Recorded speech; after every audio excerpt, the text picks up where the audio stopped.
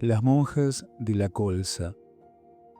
Esto que voy a contar no es una fábula, aunque pudiera parecerlo. Ha sucedido, está sucediendo en un pueblecito de Toledo.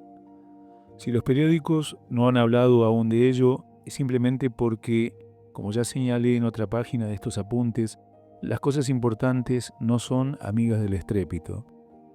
Procuraré contarlo también yo sin estrépito, con la escalofriante sencillez de los hechos. En Casarrubios del Monte hay una pequeña comunidad de cistercienses en un convento llamado Santa Cruz. Son 23 religiosas, más exactamente eran 23 y son ahora 22. La mayor parte de ellas más jóvenes de lo que hoy es habitual en las casas de clausura. La media de edad se coloca en los 40 años y un buen puñado de ellas no llega a los 27. Tienen nombres recién sacados de la vida, como los de un grupo de oficinistas de un equipo de baloncesto femenino. Esther, Flori, Rosy, Araceli, María José, Florinda. Hace 10 meses, la hermana de la cocina contó en el recreo una buena noticia. Un detallista del pueblo había conseguido en Alcornón un aceite estupendo, baratísimo. Aquello era un alivio para una comunidad tan pobre como la suya, que vive modestamente del trabajo de sus manos. Géneros de punto y prenda confeccionadas que preparan para unos grandes almacenes y mazapán que elaboran al acercarse la Navidad. Lo que iban a poder ahorrarse con aquel aceite tan bueno y tan barato. No pasó mucho tiempo sin que las monjas empezaran a encontrarse mal. No sabían muy bien qué era aquello. Se cansaban en el trabajo, se sentían desmadejadas en la oración, pero como era cosa que les pasaba a todas, no le dieron inicialmente demasiada importancia. Y como ellas ni leían periódicos ni escuchaban la radio, tardaron en contagiarse de aquel escalofrío que corrió por toda la piel con el nombre de el maléfico de colza, de síndrome tóxico. Más tarde, a varias comenzó a caérseles el pelo, y cómo se reían, y qué bromas se gastaban las unas a las otras pensando en que se quedarían todas calvas, problema no muy grande que cubrían sus tocas.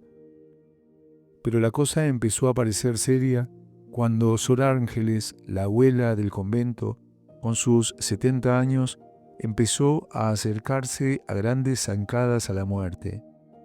Fue entonces cuando el médico preguntó a las monjas qué tipo de aceites habían gastado en los meses anteriores.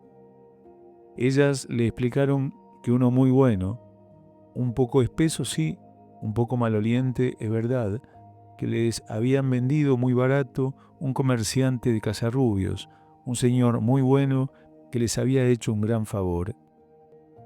Entonces supieron que habían sido visitadas por el ángel del dolor y que probablemente serían pronto recibidas por el ángel de la muerte, porque todo el convento estaba envenenado. En aquel momento, porque eran humanas, sintieron un escalofrío de pavor. Aquella noche, alguna lloró en su celda, pero cuando en la medianoche se levantaron, ya muchas de ellas con dificultad a rezar sus maitines, empezaron a entender que los caminos de Dios son muy extraños y que el Señor les estaba dando la oportunidad de compartir la suerte de ese pueblo español de que se sienten parte, y comprendieron que era lógico que si el envenenamiento no había llegado a palacios y sí a las casas más pobres, a las casas de aquellos que no tenían nada, llegara también a quienes vivían en pobreza voluntaria el Evangelio. Entendieron incluso que si la colza de los pobres no hubiera afectado a ningún miembro vivo de la Iglesia, eso querría decir que al menos la Iglesia oficial no estaba con los pobres. Y empezaron a sentirse como enviadas especiales de la Iglesia en el dolor, como representantes de la Iglesia en la colza. Y pensaron que esta era la gran hora de demostrar su fe y de explicar al mundo las verdaderas razones de su alegría.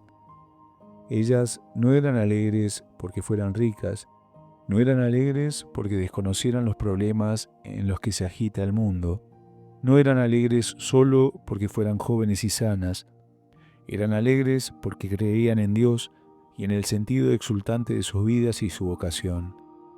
Y hasta ahí no llegaban los envenenamientos. La colza amordazaba sus miembros, pero no sus almas, debilitaba sus articulaciones, pero no su corazón. Y les pareció que se multiplicaba su alegría.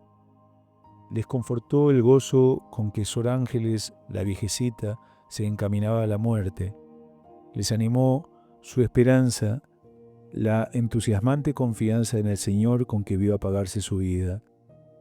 De Roma les autorizaron para que acortasen sus 4 horas y media diarias de oración, pero ellas no quisieron recortes, solamente aceptaron trasladar los maitines desde la medianoche.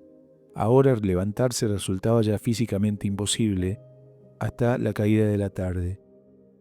Y aceptaron que alguna otra religiosa de otros conventos de la orden viniera a ayudarles en la fabricación de mazapanes, ya que no deseaban dejar sin dulces a la buena gente que se los había encargado.